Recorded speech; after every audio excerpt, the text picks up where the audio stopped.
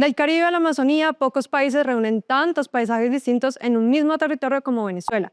Después de años prácticamente fuera del radar turístico internacional, el país busca volver a atraer visitantes con una apuesta clara: convertir nuevamente su diversidad natural en uno de sus mayores activos. La apuesta no es menor. Venezuela reúne algunos de los destinos naturales más reconocidos de América Latina: el Salto Ángel, la cascada más alta del mundo; el archipiélago de Los Roques y sus aguas turquesa; la Amazonía venezolana; los Andes en Mérida; el Parque Nacional Canaima; los Médanos de Coro; el Monte Roraima y playas históricamente turísticas como Margarita o Morrocoy. Lugares que incluso en los años más complejos para el país nunca dejaron de existir como atractivo turístico ni perdieron su valor natural y cultural.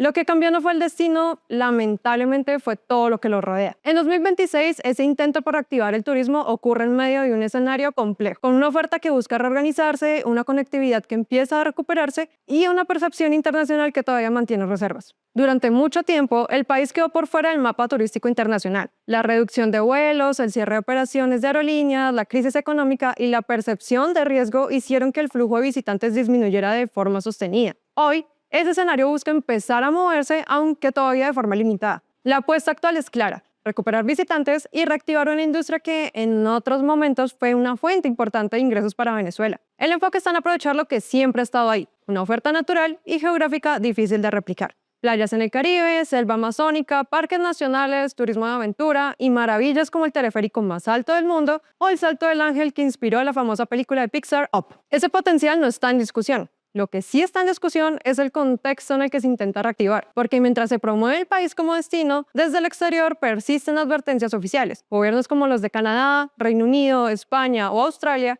han recomendado a sus ciudadanos no viajar a Venezuela, o hacerlo si es estrictamente necesario, señalando riesgos asociados a seguridad, dificultades para recibir asistencia consular y la situación política interna. Esa es una de las variables más relevantes para entender el momento actual del turismo venezolano.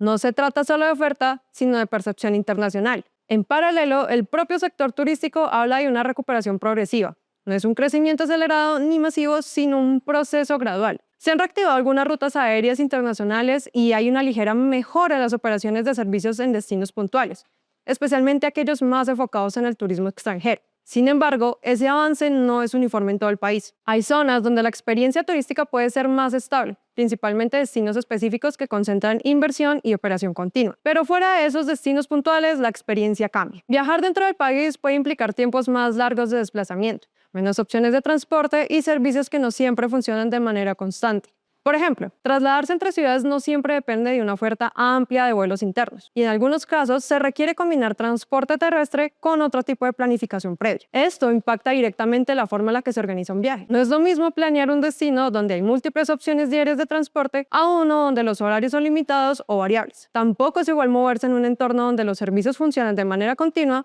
a uno donde pueden presentarse interrupciones.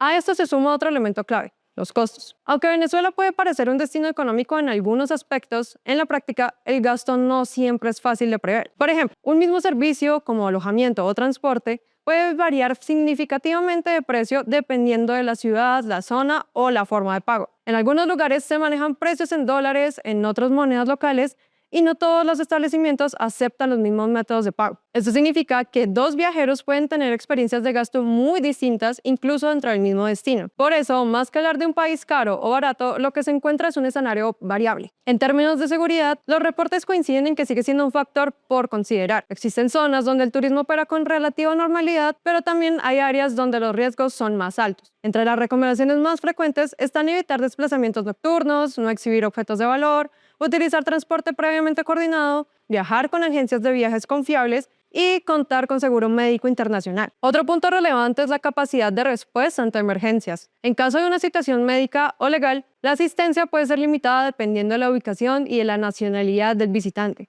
Esto es particularmente importante para viajeros extranjeros, ya que no todos los países tienen la misma presencia diplomática activa dentro de Venezuela. Y aquí aparece otro elemento que influye directamente en la decisión de viajar: la información disponible. Gran parte de lo que se conoce sobre Venezuela en el exterior sigue marcado por años de crisis política, económica y social, pero también por prejuicios y percepciones negativas construidas alrededor del país. Para muchas personas fuera de Venezuela, la imagen sigue siendo asociada únicamente a inseguridad o conflicto. Sin embargo, mientras esa percepción persiste, El sector turístico intenta reactivarse en destinos específicos donde todavía hay operación hotelera, rutas turísticas y servicios enfocados en visitantes. Esa diferencia de percepciones genera una brecha. Para quien está afuera, el país puede representar un riesgo generalizado. Para quien opera dentro del sector turístico, existen espacios donde la actividad se mantiene y busca crecer. Esa diferencia de percepciones es justamente uno de los mayores retos para el sector turístico venezolano actualmente. Mientras desde afuera persisten dudas sobre seguridad, conectividad y servicios, desde la industria aseguran que el país atraviesa una etapa de reorganización y reapertura turística. Para entender cómo se está moviendo realmente el sector en 2026, hablamos con la presidenta de la Asociación Venezolana de Viajes y Turismo, Avavit, Vicky Herrera. Estamos viendo con muy buenos ojos la posibilidad de tener una conectividad mucho más amplia, una conectividad que incluso está llegando a los aeropuertos internacionales que están ubicados en el interior del país, como es el caso de Barquisimeto, Valencia, Maracaibo, Barquisimeto, y por supuesto todo esto, y por la mar además, y por supuesto que todo esto de alguna manera contribuye a que se pueda de alguna forma llegar a estos destinos de manera directa. Entonces es el punto de inicio necesario para todo lo que está por venir. Adicionalmente, por supuesto, un tema que tiene que ver con inversiones, el tema que tiene que ver con la posibilidad de avanzar en los retos y desafíos de lo que tenemos pendiente como sector y como país para poder mejorar el servicio al turista, pero efectivamente vemos el año 2026 como un año de inicio, de partida a lo que puede ser la apertura del turismo en Venezuela de una forma mucho más concreta, mucho más orgánica y que realmente nos permita pues organizar todo lo que tiene que ver con la llegada de turistas internacionales. La conectividad aérea se ha convertido en uno de los principales indicadores para medir ese intento de reactivación. Durante años, Venezuela perdió gran parte de sus conexiones internacionales. Aerolíneas que operaban rutas directas hacia Estados Unidos, Europa y distintos países de América Latina suspendieron operaciones en medio de la crisis política, las restricciones aéreas y los problemas operativos que atravesaba el país.